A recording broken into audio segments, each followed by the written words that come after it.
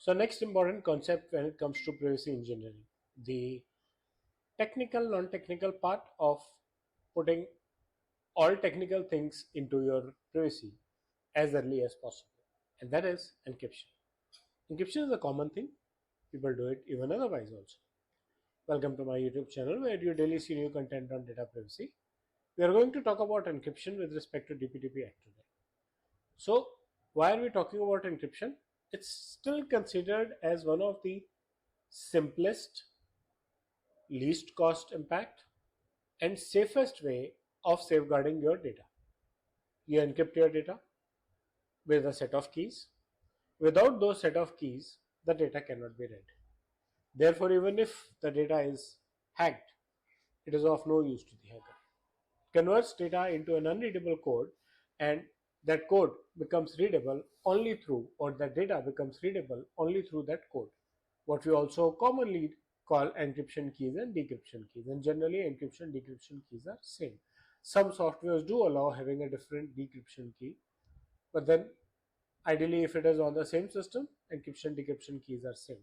Someone copies data and takes somewhere else and tries to open it, that system not having those encryption decryption keys, data would not open. It can be applied at the time, at the point where you are collecting data through your app.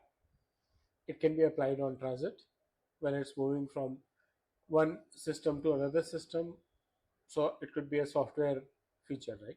It does not need to be a specialized hardware to be connected anywhere.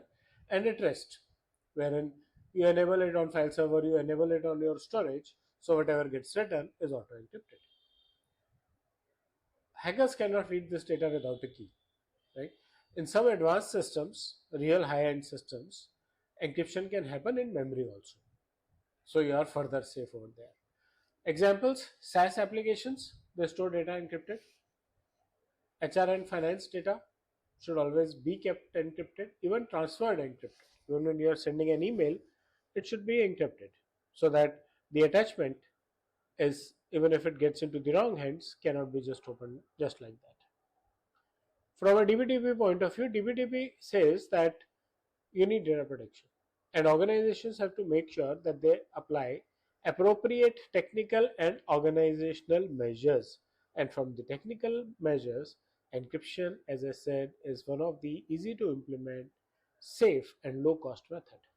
Encryption helps meet this obligation and keep your data safe. By the way, it's not only a matter of meeting obligations, but yes, if this helps keep the data safe and as well as meet obligation, then nothing like it, right? So that's an important aspect of it.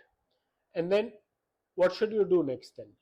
You should use strong encryption standards, AES-256-bit encryption keys, encrypt your laptops, cloud storage, your file servers, the backups you take, right? Recovered data cannot be opened because it is encrypted.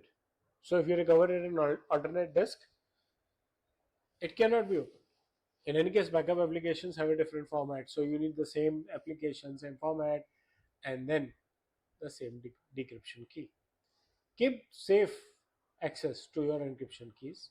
They should not be lost.